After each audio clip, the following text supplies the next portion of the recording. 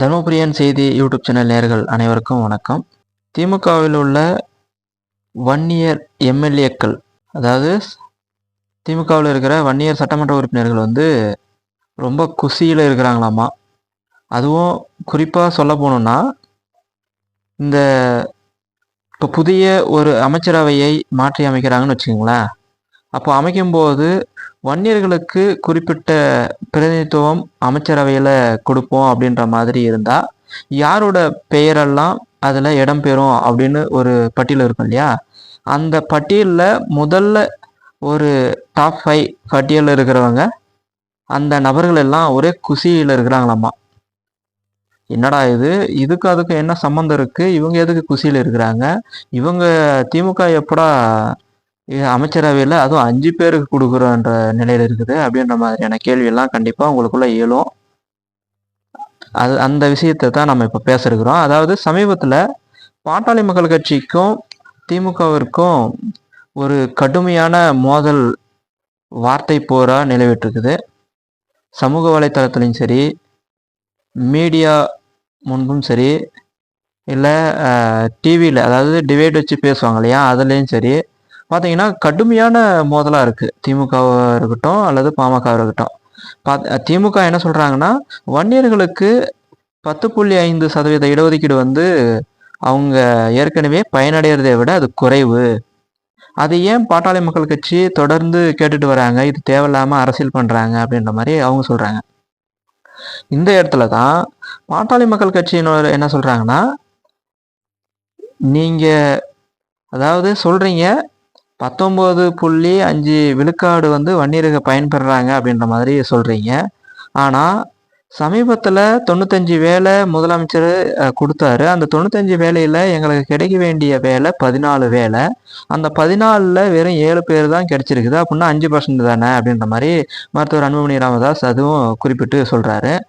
அதை தொடர்ந்து பார்த்தீங்கன்னா திமுகவினர் ஒரு ஆர்டிஐ தகவலை வெளியிட்டு திரிக்கப்பட்ட ஒரு ஆர்டிஐ தகவல், அதாவது அவங்களுக்கு எதெல்லாம் தோதுவாக இருக்குமோ அந்த மாதிரியான சில எந்த வருஷத்துலேருந்து எடுக்கணுமோ அதை மட்டும் எடுத்து வன்னியருங்க பாருங்கள் எவ்வளோ பிரதிநிதித்துவம் கிடைச்சிருக்குது, நீங்கள் எதுக்குங்க 10.5 சும்மா பிடிச்சிட்டு தொங்குறீங்க, அவங்க கேட்குறதெல்லாம் சும்மா நாடகங்க அப்படின்ற மாதிரி திமுககாரங்க ஜோடிச்சு ஒரு கதையை அளந்து விட்டு வராங்க இல்லையா?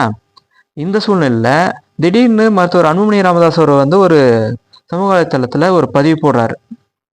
என்ன அப்படின்னு பார்த்தீங்கன்னா, திமுகவில் உள்ள சட்டமன்ற உறுப்பினர்களின் எண்ணிக்கை பார்த்தீங்கன்னா, அவங்களோட எண்ணிக்கையில் ஏறத்தாழ 23 சட்டமன்ற உறுப்பினர்கள் வன்னியர்கள் இருக்கிறாங்க. அதுவும் மற்ற சமூகங்களை விட பெரும்பாலும் திமுகவில் அதிகப்படியான சட்டமன்ற உறுப்பினர் வன்னியருங்க தான். அதுவும் 23 வன்னியர்கள் இருக்கிறாங்க. அந்த 23 வன்னியரில் பார்த்தீங்கன்னா அமைச்சரவையில் எத்தனை பேர் இடம்பெற்றிருக்காங்கன்னு பார்த்தீங்கன்னா வெறும் 3 பேர் தான். ஆனால் பிற சமுதாயங்களை எடுத்துக்கோங்க, அதை நான் இந்தந்த சமுதாயம்னு குறிப்பிட விரும்பலை. ஆனால் பார்த்தீங்கன்னா அது நாயுடு சமுதாயமாக இருக்கட்டும், யாதவர் சமுதாயமாக இருக்கட்டும், அல்லது ரெட்டியார் சமுதாயமாக இருக்கட்டும், அல்லது இசைவேளாளர் சமுதாயமாக இருக்கட்டும், இப்படி தெலுங்கு பேசக்கூடிய சமுதாயங்களே நிறைய சமுதாயங்கள் பார்த்தீங்கன்னா 3 அமைச்சர்கள், அதாவது 7 சட்டமன்ற உறுப்பினர்னா அவர்களுக்கும் 3 அமைச்சரவையில் இடம், 11 சட்டமன்ற உறுப்பினர்னா அவர்களுக்கும் 3 அமைச்சரவையில் இடம், ஒரே ஒரு சட்டமன்ற உறுப்பினர் தான் ஆயிருக்காங்கன்னா அவங்களுக்கும் அதாவது அமைச்சரவையில் ஒரு இடம். அது இசைவேளாளர் எடுத்துக்கிட்டிங்கன்னா 2 சட்டமன்ற உறுப்பினர் தான், 2 பேருக்கும் அமைச்சரவையில் இடம். இப்போ இதில் எங்கே சமூக நீதின்னு சொல்லிட்டு தூக்கி பிடிச்சிட்டு தொங்குறீங்களே திமுக காரங்களே, இதில் எங்கே சமூக நீதியை நிலைநாட்டியிருக்கிறாங்க? சக எம்எல்ஏக்களில் பார்த்தீங்கன்னா அதிகப்படியான எம்எல்ஏக்களை அதாவது மன்னிக்கணும், சக எம்எல்ஏக்களில் வன்னியர் சமுதாயத்தை சார்ந்தவங்க 23 பேர் சட்டமன்ற உறுப்பினராக தேர்ந்தெடுத்து திமுகவுக்கு கொடுத்துருக்குறாங்க.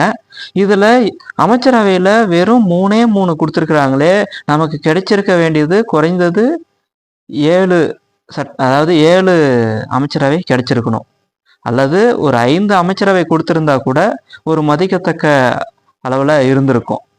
ஆனால் இவங்க என்னடான்னா ரொம்ப கம்மியான சட்டமன்ற உறுப்பினர் இருக்கிறவங்களுக்கு கூடுதலான அமைச்சரவை கொடுத்துட்டு வன்னியர்களுக்கு பார்த்தீங்கன்னா ரொம்ப கம்மியாக 3 அமைச்சரவை தான் கொடுத்துருக்காங்க. சரி, இதெல்லாம் இந்த கதையெல்லாம் எல்லாம் தெரியும், விடுங்க. இவங்க கொடுக்க மாட்டாங்கன்னு தெரியும் அப்படின்றது உங்களோட அந்த பார்வை எனக்கு புரியுது. இங்கே தான் ட்விஸ்டே இருக்குது. இப்போது பாட்டாளி மக்கள் கட்சியினர் வந்து பார்த்தீங்கன்னா இந்த செய்தியை வந்து இணையத்தில் ரொம்ப வேகமாக பரப்பிட்டு இருக்கிறாங்க. இப்படி பரப்பிட்டு இருக்கிற இந்த சூழ்நிலையில் நான் முன்ன சொன்னேன் இல்லையா, அந்த டாப் 5ல இருக்கிற அந்த சட்டமன்ற உறுப்பினர்கள் வந்து பார்த்தீங்கன்னா வன்னியர் சட்டமன்ற உறுப்பினர்கள் திமுகவை சார்ந்தவங்க அமைச்சரவையில் யாருடைய பெயரெல்லாம் வரத்துக்கான வாய்ப்பு இருக்குது, கண்டிப்பாக அடுத்த முறை அமைச்சரவையை கூட்டி நமக்கான பிரதிநிதித்துவத்தில் கண்டிப்பாக எப்படியாவது பாட்டாளி மக்கள் கட்சி இந்த செய்தியை பரப்புனாங்கன்னா நமக்கு அமைச்சரவையில் இடம் கிடைச்சிரும் அப்படின்ற ஒரு நப்பாசையில் திமுகவில் இருக்கக்கூடிய கொத்தடிமை எம்எல்ஏக்கள் இருக்கிறாங்க அப்படின்ற மாதிரி ஒரு செய்தி வந்துட்டு இருக்குது. பார்த்துட்டு இருக்கிற உங்களுக்கே ஒரு மாதிரி தான் இருக்கும். ஏண்டா அங்கே போயிட்டு அமைச்சரவை கொடுக்கணும்ன்ட்டு சொல்லிட்டு ஏங்கிட்டு இருக்கீங்களே, அதுக்கும் பாட்டாளி மக்கள் கட்சி தான் போராடி உங்களுக்கு வாங்கி கொடுக்கணுமா? உங்களுக்கு அங்கே நீங்கள் எல்லாமே சேர்ந்து ஒரு நிலையில் ஒரு யூனியனாக நின்னா எப்படி உங்களுக்கு கொடுக்காம போயிடுவாங்க அவங்க? அமைச்சரவை நீங்கள் அங்கே அமைச்சரில் இடம் பெறணுன்னாலும் பாட்டாளி மக்கள் கட்சி குரல் கொடுக்கணும். உங்களுக்கு எம்எல்ஏ சீட்டு கிடைக்கணும்னாலும், அதாவது இங்கே வன்னியர் வாழக்கூடிய பெரும்பாலும் வாழக்கூடிய பகுதியில் வன்னியரை நிறுத்தலைன்னு சொல்லி பாட்டாளி மக்கள் கட்சி சொல்லணும். அதுக்கப்புறம் உங்களுக்கு எம்எல்ஏ சீட்டு கிடைக்கணும். எம்பி சீட்டும் அதே மாதிரி தான். பெரும்பாலும் வன்னியர் வாழக்கூடிய பகுதியில் எம்பி சீட்டு வன்னியரை புறக்கணிக்கிறாங்க அப்படின்னு சொல்லிட்டு மருத்துவர் ஐயா கிட்ட இருந்து ஒரு அறிக்கை வந்துச்சுன்னா உங்களுக்கு எம்பி சீட்டு கிடைக்கும். அதே போல் பார்த்தீங்கன்னா இந்த மாவட்ட செயலாளர் எடுத்துக்கோங்க, மாவட்ட செயலாளரும் அதே மாதிரி தான். வன்னியர் பெரும்பாலும் வாழக்கூடிய பகுதியில் வேறு சமுதாயத்தை போடவே மாட்டாங்க. ஏன்னா மருத்துவர் ஐயா உடனே குரல் கொடுப்பாரு. அப்படி மருத்துவர் ஐயாவால் தான் உங்களுக்கு சாப்பாடு, திமுக வந்து உங்களுக்கு சாப்பாடு போட்டு வச்சிருக்கிறாங்க. மருத்துவர் ஐயா இல்லைன்னா உங்களெல்லாம் எங்கே இருக்கிறாங்கன்னு கூட தூக்கி எரிஞ்சிடுவாங்க. இப்பயாவது அந்த 3 அமைச்சரவை கொடுத்துருக்குறாங்க, அதுவும் ரொம்ப சீனியராக இருக்கிறதுனால ஏதோ போனால் போதுன்னு சொல்லி கொடுத்து வச்சிருக்கிறாங்க. அவங்களுக்கு விருப்பப்பட்டெல்லாம் கொடுக்க கிடையாது. நீங்கள் அமைச்சரவை கொடுப்பாங்கன்னு சொல்லிட்டு ஏங்கிட்டு இருக்கீங்க. இதெல்லாம் கேட்கறதுக்கு எப்படி இருக்கு தெரியுமா? சரி, ஓகே, அது திமுகவுடைய கொத்தடிமைகள், அவங்க புரிஞ்சுக்கிட்டோம். எப்படி இருந்தாலும் எங்கே இருந்தாலும் வன்னியர்களுடைய வளர்ச்சிக்கு மருத்துவர் ஐயா மட்டுமே பாடுபடுவார், தொடர்ந்து பாடுபட்டு கொண்டிருக்கிறார். அவர் கரத்தை நாம் அனைவரும் வலுப்படுத்த வேண்டும். அனைத்து கட்சியில் உள்ள வன்னியர்களும் ஒன்று சேர்ந்து நம் உரிமையை பெறுவதற்கு மருத்துவர் ஐயா பின்னே நிற்போம். அரசியலுக்கு அப்பாற்பட்டு நிற்போம். நம் இடஒதுக்கீடை வென்றெடுப்போம். நிச்சயம் வெல்லும், வென்று கொடுப்பார் மருத்துவர் ஐயா. அடுத்த காணொலியில் சந்திப்போம். நன்றி, வணக்கம்.